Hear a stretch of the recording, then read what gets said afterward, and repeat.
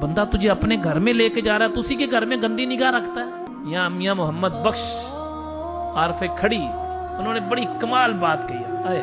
بزرگوں کی باتیں بڑی کمال ہوتی ہیں یار۔ آپ فرماتے ہیں جس کا آمن جامن ہوئے، ہائے ہائے، جس کا آمن جامن ہوئے رکھیے پاک نگاہاں، جس کا آمن جامن ہوئے رکھیے پاک نگاہاں، کعبے وانگو تکیے انہوں، ہائے ہائے ہائے، کعبے وانگو تکیے انہوں تے رویے وانگ پراواں، ہائے ہائے، میں جس گھر میں تیرا آنا جانا ہو نا، کعبے کی طرح اس کو دیکھا کر تو، جس نے تعظیم کعبے کی کرتا ہے، یعنی بتایا یہ کہ کسی کی عزت کو کعبے کی طرح دیکھا کر تو۔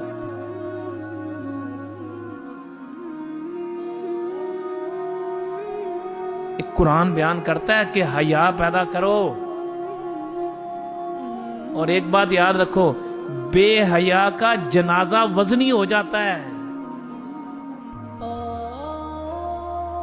بے حیا کی اولاد بے حیا ہو جاتی ہے۔